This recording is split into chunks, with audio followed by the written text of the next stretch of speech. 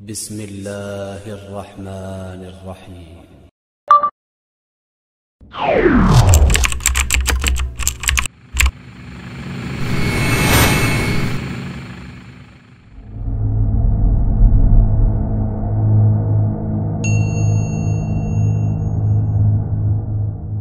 Syekh Shalih Al-Utsaimin hafizahullah ta'ala menyebutkan bahwa ada 3 cara supaya semangat kita di dalam belajar itu selalu membara. Yang pertama adalah semangat untuk meraih ilmu yang bermanfaat. Ya, semangat untuk meraih ilmu yang bermanfaat. Ketika seorang itu mendapatkan hal yang bermanfaat tersebut, maka hendaklah ia terus bersemangat untuk meraihnya. Ya, ketika Allah Subhanahu wa taala mudahkan antum untuk menghafal surat Al-Baqarah misalnya, atau juz 30 lah sudah selesai misal, maka terus semangat lanjutkan di juz 29, di juz 28 dan seterusnya. Kalau dari belakang, dari depan dari Al-Baqarah lanjutkan Ali Imran, semangat terus. Ya, terus bersemangat di dalam meraih kebaikan. Nah, kemudian yang kedua adalah meminta tolong pada Allah untuk meraih ilmu tersebut. Ya, meminta tolong kepada Allah untuk meraih ilmu tersebut. Ini cara yang kedua supaya tidak kendor semangatnya dalam menuntut ilmu. Ya, terus antum berdoa sama Allah, minta kepada Allah Subhanahu wa taala, karena antum itu punya Allah, kita semua adalah milik Allah, dan kita punya zat yang bisa membantu kita. Ya, sesuatu yang sulit itu bisa menjadi mudah bagi Allah Subhanahu wa taala. Di antara doanya apa yang harus antum hafal ketika antum mendapatkan kesulitan? Silakan nanti dihafalkan ya. Allahumma la sahla illa ma ja'altahu sahla wa anta taj'alul hazna idza syi'ta sahla. Ya, ini dihafalkan. Ketika antum kesulitan dalam belajar, silakan hafalkan doa itu. Ketika antum kesulitan dalam sholat malam, mungkin silakan baca doa itu. Ketika antum kesulitan dalam masalah-masalah yang lainnya, juga bisa juga untuk membaca doa tersebut. Allahumma la sahla illa ma ja'altahu sahla wa anta taj'alul hazna idza syi'ta sahla. Kemudian yang ketiga, kata beliau hafizahullah taala, Syekh Utsaimin menjelaskan kepada kita 3 cara supaya kita tidak kendor di dalam menuntut ilmu, tidak patah semangat. Yang ketiga adalah tidak patah semangat itu sendiri untuk meraih tujuan. Ya, antum di sini tujuannya apa? Ya, saya kira semua tujuannya sama di sini, untuk belajar ilmu agama, untuk menghafalkan Al-Quran, untuk memahami Islam dengan pemahaman yang benar. Ya, untuk menjadi anak yang saleh, untuk menjadi anak yang berbakti sama orang tua, membanggakan orang tua, membahagiakan orang tua. Maka ikhwani fillah, antum harus bersemangat, jangan patah semangat. Ya, jangan patah semangat hanya karena gara-gara satu masalah yang mungkin sepele, ya, kemudian menjadikan antum patah semangat. Banyak sekali di sini contoh yang bisa membuat antum patah semangat di dalam belajar. Contoh dari faktor teman. Ya, mungkin di antara antum ya ada yang suka usil, suka membuli temannya. Maka ini menjadi cobaan bagi santri yang dibuli. Kalau santri yang dibuli ini tidak kuat dengan bulian temannya, maka bisa saja dia akan patah semangat, tidak lagi mau belajar ilmu agama di pondok ini. Ya, maka ini harus dicari solusinya bagaimana? Ya, cari solusi antum sendiri. Kalau sudah berhasil, alhamdulillah. Kalau belum berhasil, cari solusi sama teman. Ya, barangkali teman ada solusi. Kalau belum berhasil juga, silakan konsultasikan kepada para asatidah. Ya, jangan kalau punya masalah itu dipendam sendiri. Antum sedang futur misalnya, patah semangat dalam belajar, jangan dipendam. Ya, kalau antum sudah tidak bisa menyelesaikan masalah itu, problem itu, sampaikan ke ustadz. Ya, ustadz tuh seneng insya Allah. Dan banyak ustadz yang itu bisa bercurhat kepada mereka. Ya, banyak asatidzah kita, silakan antum bisa menghubungi Ustadz Abdullah selaku Mudirul Ma'had, bisa menghubungi Ustadz Surahmat, bisa menghubungi Ustadz Adam, bisa menghubungi Ustadz Wahyu dan lain sebagainya. Para asatidzah insya Allah suka, senang kalau antum itu menyampaikan curhat sama mereka, kemudian mereka insya Allah akan memberikan solusi bagi permasalahan antum. Jadi jangan dipendam sendiri. Kalau punya problem, punya kasus futur misalnya, futur ini masalah nih. Kalau antum simpen futur antum, ya nggak akan meningkatkan kualitas diri antum. Ya, makanya kalau futur segera antum cari solusinya. Jangan patah semangat. Ini dari sisi faktor teman. Satu contoh yang lain masih banyak. Ya, masih banyak yang lainnya. Contoh dari faktor ustadz. Ya, mungkin ustadz semua asatidz di sini belum tentu sesuai dengan selera antum. Ya, ustadznya nggak asik. Ya, ustadznya kurang bagus dalam menyampaikan materi.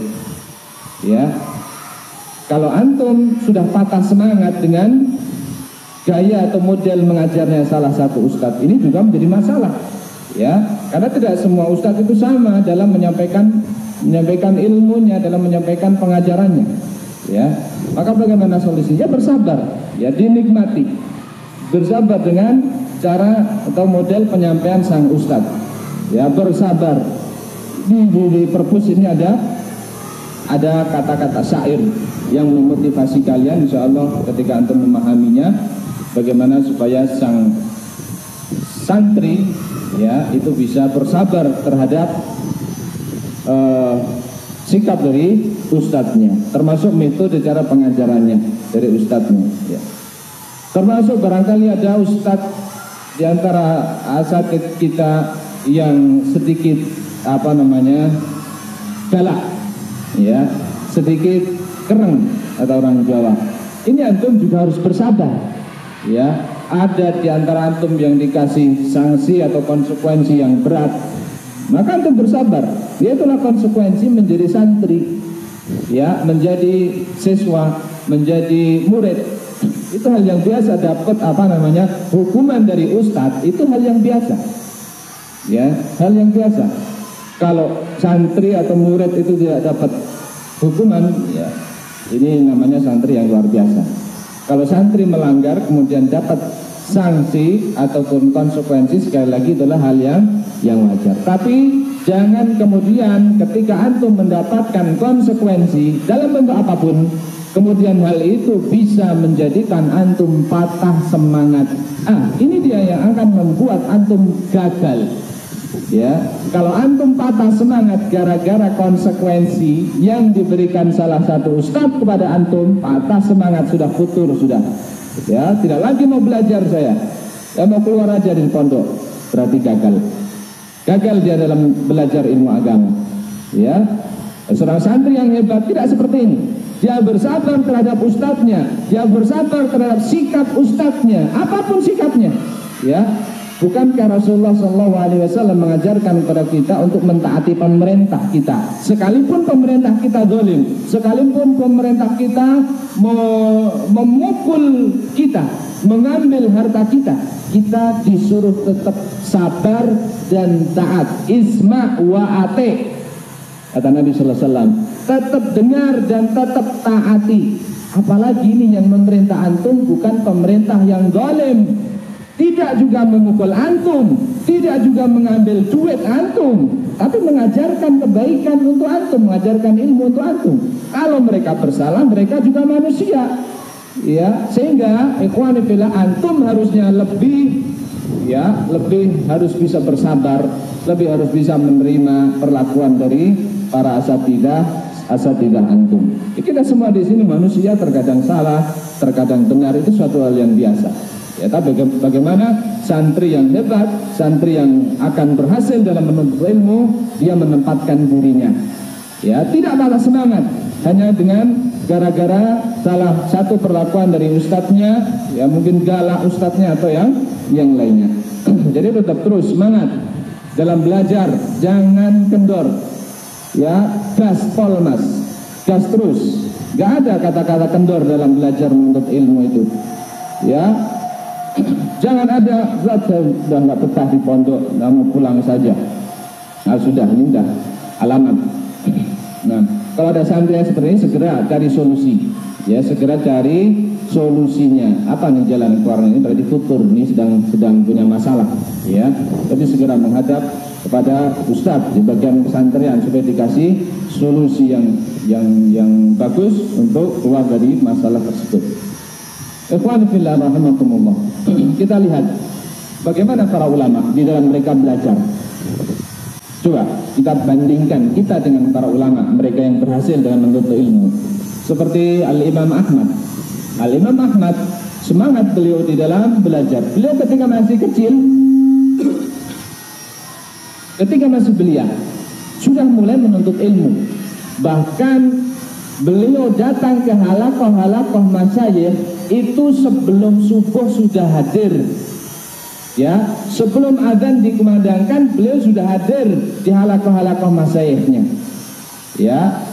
Kata ibunya sambil menyemangati beliau, sambil memotivasi beliau, nak, kamu tunggu muadzin, ya, tunggu sampai adzan, nanti insyaallah syekhnya atau gurumu akan segera datang. Ya, luar biasa. Beliau datang di awal waktu sebelum adzan dikumandangkan. Ya, sebelum muadzin mengumandangkan adzan sudah hadir di halakoh-halakoh masyayikhnya. Nah, sekarang kita bandingkan dengan diri kita, barangkali subuh aja masih merem. Ya, ketika adzan aja mungkin masih merem. Ya, di antara kita mungkin barangkali ada yang seperti itu. Ya. Namun secara umum antum di sini kan sudah dikondisikan untuk menjadi para ulama, ya. Antum sudah dibangunkan sebelum subuh, berarti sama seperti Imam Ahmad, ya. Berarti antum ini sebenarnya punya kesempatan untuk menjadi ulama seperti Imam Ahmad.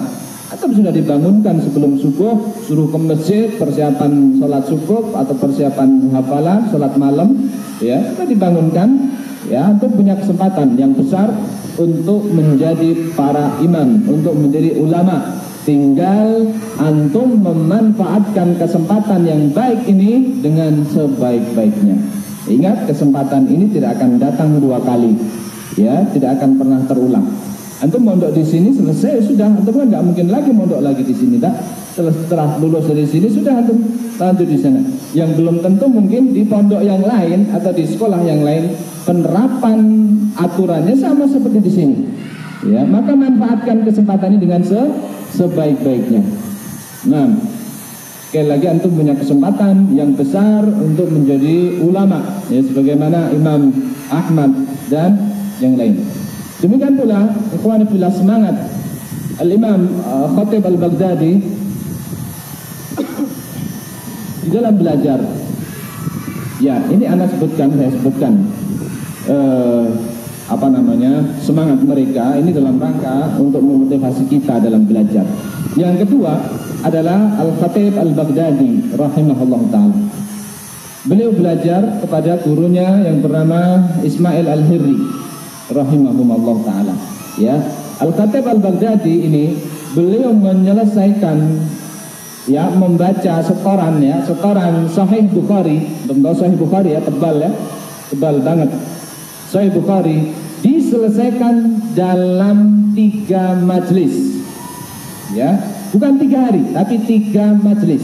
Sahih Bukhari bukan matan-matannya saja, tapi sanad-sanadnya juga dibaca semua, ya, an fulan haddatsana fulan haddatsan, semua dibaca, ya. Makanya diselesaikan selama 3 majlis. Majlis yang pertama dimulai ba'da maghrib.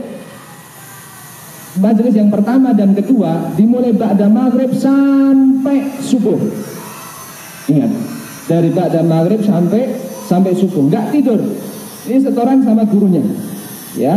Kemudian majlis yang ketiga dimulai dari duha sampai maghrib, dilanjutkan sampai subuh lagi. Ya, jadi 3 majlis beliau menyelesaikan setoran, ya, membaca kitab Sahih Bukhari kepada gurunya Ismail Al-Hifzi rahimahumullahu taala. Luar biasa semangat mereka di dalam menuntut ilmu. Sekarang antum suruh baca 1 lembar atau 2 lembar, ya, atau 10 lembar. Ya, kita suruh baca paling sudah capek Ustaz, 10 lembar sudah dulu, lanjut besok lagi. Tapi mereka tidak. Oleh karena ikhwan fillah, mari seperti itulah semangat para ulama kita, para imam kita. Mereka menjadi imam-imam besar karena dengan semangat dan kesungguhan yang mereka miliki. Ingat pesan Al-Imam Syafi'i apa? Ya akhi, lan tanalal ilma illa bisittatin. Saudaraku, engkau tidak akan mendapatkan ilmu kecuali dengan 6 hal, kecuali dengan 6 bekal. Hirsun wa dzaka'un wa ijtihadun wa bulghatun wa suhbatu ustadin wa tulu zaman. 6 bekal ini kata Imam Syafi'i yang harus dimiliki oleh setiap santri supaya berhasil di dalam belajar. Apa yang pertama? Hirsun, bersemangat, memiliki kemauan yang besar dalam menuntut ilmu. Dzaka, kemudian kecerdasan, ya. Setiap setiap kita memiliki kecerdasan, karena kecerdasan ada 2, ya. Kecerdasan yang kita miliki di setiap kita, kecerdasan yang bisa kita upayakan dengan belajar dan terus belajar, ini bisa menjadikan seorang menjadi cerdas. Sekalipun dia adalah orang yang mungkin bodoh, tapi dengan belajar dan terus belajar, maka dia akan menjadi pintar. Yang ketiga, zaka'un wa ijtihad, bersungguh-sungguh di dalam belajar. Wa bulghah, dan bekal dalam belajar. Ya, alhamdulillah dalam hal bulghah ataupun bekal antum tidak perlu pusing memikirkannya, karena antum sudah ditanggung sama orang tua antum. Ya, yang tinggal perlu antum pikirkan adalah 5 bekal ini tadi. Ya, hirsun wa zaka'un wa ijtihadun. Bulghah sudah ditanggung orang tua kalian. Yang kelima adalah suhbatu ustadin, bimbingan guru, ya, bimbingan dari asatid, bimbingan dari masyayikh, dari kiai dan seterusnya. Ya, kita dalam belajar ini perlu dibimbing, diarahkan langsung, ya, tidak mengandalkan kitab, tidak mengandalkan buku. Nah, tapi kita perlu langsung dibimbing oleh para guru-guru kita. Yang keenam apa kata Imam Syafi'i? Waktulu zaman, dan belajar itu butuh waktu yang panjang, waktu yang lama. Ya, jadi jangan mimpi antum belajar 1-2 tahun sudah bisa jadi alim yang besar, tidak. Ya, butuh waktu yang lama. Kata Imam Ahmad, menuntut ilmu itu minal mahdi ilal lahad, ya, dari buayan sampai akhir hayat. Menuntut ilmu itu selama hayat masih di kandung badan, ya, kita bisa untuk menuntut ilmu, menambah ilmu pengetahuan agama kita. Oleh karenanya ikhwan fillah, semangat terus, ya, jangan kendor, jangan putus asa, jangan patah semangat di dalam menuntut ilmu, ya, walaupun berbagai rintangan, walaupun berbagai ujian antum dapatkan di pondok ini, ya, dan saya kira ujian di pondok ini tidak seberat ujian yang dialami oleh para pendahulu kita, ya, para imam-imam kita. Lihat Imam Syekhul Islam Ibnu Taimiyah, ya, mereka ada yang harus dipenjara, ya, harus disiksa, harus kencing darah hanya untuk mencari 1 hadis. Ya, ada yang sampai kencing darah, menempuh jalan yang sangat jauh di terik matahari. Dulu nggak ada mobil, ya, nggak ada ambulan, ya, ada yang jalan kaki, ada yang naik hewan tunggangannya. Nah, namun sekarang alhamdulillah Allah mudahkan semua itu, ya, tinggal kita yang mau atau tidak, ya, terhadap ilmu yang ada tersebut. Nah, barangkali itu ayolah ikhwah yang bisa saya sampaikan. Jika ada benarnya maka semua itu datang dari Allah Subhanahu wa ta'ala.